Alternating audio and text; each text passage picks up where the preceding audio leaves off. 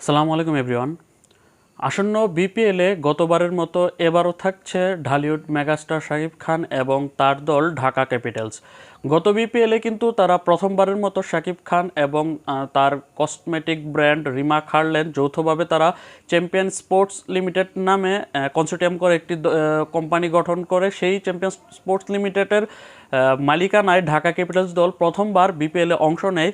যদিও গত বিপিএলটা কিন্তু ঢাকা ক্যাপিটালসের ভালো যায়নি, তারা টুর্নামেন্টের শুরুতেই কিন্তু প্রথম 6টি ম্যাচ টানা হেরে যায়, তারপর আর তাদের আর টুর্নামেন্টে প্লে অফের স্বপ্ন কিন্তু তাদের ধূলিসাৎ হয়ে যায়। শেষ দিকে তারা শেষ 6 ম্যাচে 3টিতে জয়লাভ করে কিন্তু তারা পয়েন্ট টেবিলে 12 ম্যাচে 3 জয়ে 9 পরাজয়ে 6 পয়েন্ট নিয়ে পয়েন্ট টেবিলের 6 নম্বরে থেকে কিন্তু টুর্নামেন্ট শেষ করে 7 দলের গত বিপিএলে।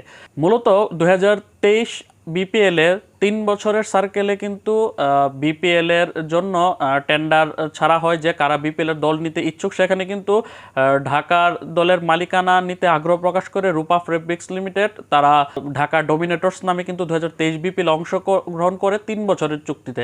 কিন্তু 1 বছর যেতে না যেতে তারা বিভিন্ন ইস্যুতে জড়িয়ে পড়ে, পাশাপাশি তারা দল পরিচালনায় ব্যর্থতার কারণে তারা পরবর্তী আসরে তারা থেকে নাম প্রত্যাহার করে। তখন তাদের জায়গায় স্থলাভিষিক্ত হয় ডিউটেক্স গ্রুপের দুর্দান্ত ঢাকা। প্রথমে তো প্রতিশ্রুতি দিয়েছিল যে তারা লম্বা সময় বিপিএলে থাকবে এবং ওই শেষ 2 বছর যেই চুক্তিতে থাকা সেই 2 বছরে তারা থাকবে, কিন্তু তারাও 1 বছর যেতে না যেতেই তারা কিন্তু বিপিএল থেকে তাদের মুখ ফিরিয়ে নেয়। তারপর তাদের জায়গাতে স্থলাভিষিক্ত হয় গত বিপিএলে অর্থাৎ 2025 বিপিএলে ওই 3 বছরের চুক্তির শেষ বছর অংশ নিতে আসে ঢালিউড মেগাস্টার শাকিব খান এবং কসমেটিক্স ব্র্যান্ড রিমা খার্লেন যৌথ মালিকানায় তারা কিন্তু চ্যাম্পিয়ন স্পোর্টস লিমিটেড কোম্পানি গঠন করে, যেখান থেকে তারা এই ঢাকা ক্যাপিটালস নামে কিন্তু গত বিপিএল অংশ নেয়। কিন্তু যেটা শুরুতে বললাম যে তাদের গত বিপিএলের কিন্তু রেজাল্টটা ভালো ছিল না।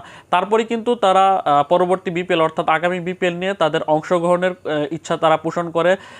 পরবর্তীতে শোনা যায় যে বিপিএলের মেয়েদের বিপিএল শুরু হবে, যেখানে 3টি দলকে নিয়ে বিপিএল আয়োজন করা হবে। সেখানে কিন্তু শাকিব খানের এই ঢাকা ক্যাপিটালস কিন্তু তারা বিপিএলের মেয়েদের বিপিএলে কিন্তু অংশগ্রহণ করার ইচ্ছা পোষণ করে, পাশাপাশি তারা কিন্তু ওই প্রস্তুতি নেয়। পরবর্তীতে কোনো একটি কারণে মেয়েদের বিপিএলটা আয়োজিত হয়নি, কিন্তু তারা পরবর্তী বিপিএল অর্থাৎ আগামী বিপিএলে নতুন টেন্ডারে যখন 3 থেকে 5 বছরের জন্য আবার লম্বা সময়ের জন্য দলের মালিকানা দেওয়া হবে, তখন তারা লম্বা সময়ের জন্য দলের মালিকানা নিতে আগ্রহ পোষণ করে এই ঢাকা ক্যাপিটালস ফ্রাঞ্চাইজি। এমনকি তারা লঙ্কা প্রিমিয়ার লিগেও তারা দল কেনার জন্য, শ্রীলঙ্কান প্রিমিয়ার লিগেও দল কেনার জন্য তারা কিন্তু উদ্গ্রীব হয়ে পড়ে। এভাবে এগোচ্ছিল এবং পরবর্তীতে কিন্তু যখন এখন ঢাকা ক্যাপিটালস সহ অন্যান্য দলগুলো কারা থাকতে পারে আসন্ন বিপিএলে সেই চর্চা যখন শুরু হয়েছে, তখন কিন্তু যেই 4টি দলের নাম সামনে এসেছে তারা হচ্ছে ঢাকা, চট্টগ্রাম, রংপুর এবং বরিশাল। যে এই 4টি দল পুরনো বিপিএল থেকে তারা কন্টিনিউ করতে যাচ্ছে এবং নতুন কিছু দল আসবে। কিন্তু শঙ্কা তৈরি হয় গত কিছুদিন আগে ঢাকা ক্যাপিটালস এবং রিমা খার্লেন থেকে শাকিব খান তার সম্পর্ক ছিন্ন করতে যাচ্ছে, এরকম একটা কিন্তু নিউজ বাইরে প্রচারিত হয়। পরবর্তীতে কিন্তু রিমা খার্লেনের একজন অন্যতম শীর্ষ কর্মকর্তা এবং ঢাকা ক্যাপিটালসের অন্যতম একজন কর্তা চিত্রনায়ক ইমন একটি ইন্টারভিউতে কিন্তু সে ইনডাইরেক্টলি বলে যে শাকিব খানের ঢাকা ক্যাপিটালসের হয়ে কিন্তু আসন্ন বিপিএলে অংশগ্রহণ করবে কিনা সেটা সম্পর্কে সে অবগত নয় এবং সে সেই মন্তব্য করতে পারছে না। পাশাপাশি রিমা খানের সাথে তার সম্পর্ক ভালো থাকলেও শাকিব খান ভবিষ্যতে ঢাকা ক্যাপিটালসের সাথে কন্টিনিউ করবে কিনা সে নিয়ে সে মন্তব্য করতে রাজি হয়নি। কিন্তু আজ 2 তারিখ Bangladeshi online news portal BD Greek time একটি নিউজ করে, সেই রিপোর্ট অনুযায়ী আসন্ন বিপিএলে এই রিমা খার্লেন এবং চ্যাম্পিয়ন স্পোর্টস লিমিটেড এবং ঢাকা ক্যাপিটালসের সঙ্গেই থাকছে মেগাস্টার চিত্রনায়ক শাকিব খান। এখন শাকিব খান ঢাকা ক্যাপিটালসের সম্পর্কটা এখন যদি তারা বিপিএল অংশ নেয় তাহলে তারা সেটা দীর্ঘমেয়াদী হতে যাচ্ছে, কারণ কমপক্ষে 3 থেকে 5 বছরের জন্য দলের মালিকানাগুলো দেওয়া হবে। সেক্ষেত্রে যেহেতু শাকিব খানের দল গতবার অংশ নিয়েছিল এবং গতবার এরকম বাজে একটা অবস্থার পরও 12 ম্যাচে মাত্র 3 জয়ের পরও তারা যেহেতু আসন্ন বিপিএল অংশগ্রহণ করতে আসছে, অবশ্যই তারা লম্বা সময়ের জন্য থাকবে, যেটা মূলত বাংলাদেশ ক্রিকেটের জন্য একটা স্বস্তিদায়ক যে শাকিব খানের মতো একটা ব্র্যান্ড এবং রিমা খার্লেনের মতো একটা ব্র্যান্ড তারা বিপিএল অংশ নিচ্ছে। যেমনটা যদি আমরা গত বিপিএল এর কথাও যদি তুলে ধরি, গত বিপিএল এ যখন প্রথমবার নিউজ হয় যে শাকিব খান বিপিএল এর দল নিতে পারে, তখন কিন্তু বিশাল বড় একটা হাইপ ক্রিয়েট হয়েছিল বিপিএল নিয়ে, কারণ থুকতে থাকা বিপিএল কিন্তু একদমই কিন্তু নিজেদের ব্র্যান্ড ভ্যালু হারাতে বসেছিল। যেখানে বাংলাদেশের মিডিয়া ইন্ডাস্ট্রির সবচেয়ে বড় মেগাস্টার যখন এই বিপিএল এর সাথে সংযুক্ত হয়, তখন কিন্তু বিপিএল নিয়ে কিন্তু মানুষের আগ্রহ চরম আগ্রহ দেখা যায়। ঢাকা ক্যাপিটালস প্রথম 6টি ম্যাচ হারার পরেও কিন্তু ঢাকা ক্যাপিটালসের জন্য কিন্তু একটি হিউজ একটি ফ্যান বেস, যেটা শাকিব খানের যে ফ্যান বেস, সেই ফ্যান বেস কিন্তু ঢাকা ক্যাপিটালসকে সমর্থন করে যায় শেষ পর্যন্ত, যদিও তাদের পরে রেজাল্ট আসেনি। এবার আসন্ন বিপিএলও ঢাকা ক্যাপিটালস অংশগ্রহণ করতে যাচ্ছে এবং লম্বা সময়ের জন্য তারা অংশগ্রহণ করবে। এখন পর্যন্ত বিপিএল এর মোট 11টি আসরে ভিন্ন ভিন্ন মালিকানায় কিন্তু ঢাকার মালিকানা এসেছে। প্রথম 2 আসরে অর্থাৎ 2012-13 বিপিএলে কিন্তু ইউরোপা গ্রুপ ঢাকা গ্ল্যাডিয়েটর্সের মালিকানায় ছিল, তারা কিন্তু প্রথম 2 আসরে 2বার চ্যাম্পিয়ন হয়েছিল। পরবর্তীতে তারা কিন্তু ফিক্সিং ইস্যুতে তারা বাতিল হয়ে যায় বিপিএল এর বিসিবির বই থেকে। তারপর 2015 থেকে 19 টানা 4টি আসর কিন্তু বিপিএল এর মালিকানা হোল্ড করে বেক্সিমকো গ্রুপ, তারা ঢাকা ডায়নামাইটস নামে অংশগ্রহণ করে, যার মধ্যে তারা 2016 বিপিএল এ চ্যাম্পিয়ন হয়েছিল। তারপর থেকেই কিন্তু প্রতি আসরে বিপিএলে ঢাকার মালিকানা পরিবর্তন হতে থাকে। 2020 বিপিএলে কিন্তু যমুনা ব্যাংক কিন্তু তারা ঢাকা প্লাটুন নামে অংশগ্রহণ করে একটি আসর। তারপর করোনার সময় 1 বছর বিরতির পর 2022-এ যখন বিপিএল ফেরে তখন কিন্তু আবার ঢাকার মালিকানা আবার পরিবর্তন হয়, মিনিস্টার গ্রুপ তারা মিনিস্টার ঢাকা নামে অংশগ্রহণ করে।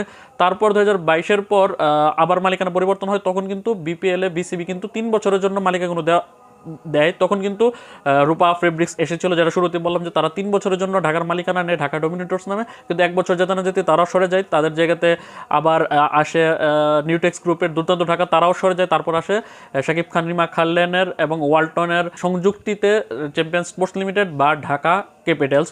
তারপরে ঢাকা ক্যাপিটালসের পর কিন্তু এখন আশা জাগাচ্ছে যে এখন আর ঢাকার যে ফ্রাঞ্চাইজি আর পরিবর্তন হবে না, আগামী ভবিষ্যতে কিন্তু শাকিব খান কন্টিনিউ করবে বিপিএল। এবং গত বিপিএল এর পরপরই কিন্তু শাকিব খানও তার ইচ্ছা পোষণ করেছিল যে সে লম্বা সময় কিন্তু বিপিএল এ কাজ করতে চায়, এবং গত বিপিএল এ তাদের যে ভুলভ্রান্তিগুলো ছিল দল গঠনে এবং দল পরিচালনায়, সেটা তারা পাশ কাটিয়ে তারা বড় দল গঠন করে আগামী বিপিএল আরও ভালো কিছু করতে চায়।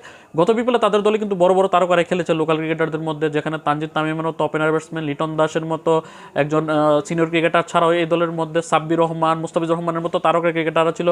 বিদেশিদের মধ্যে থিসারা পেরেরা এবং স্টেফান এসকানাজাই বাদে খুব বেশি বড় তারকা তাদের দলে খেলেনি, যদিও বিপিএল এর শুরুতে সাইম আইয়ুব এবং জনসন চার্লসের নাম শোনা গিয়েছিল, কিন্তু শেষ পর্যন্ত তারা বিপিএল অংশগ্রহণ করতে পারেনি নিজ নিজ দেশের টুর্নামেন্টের কারণে।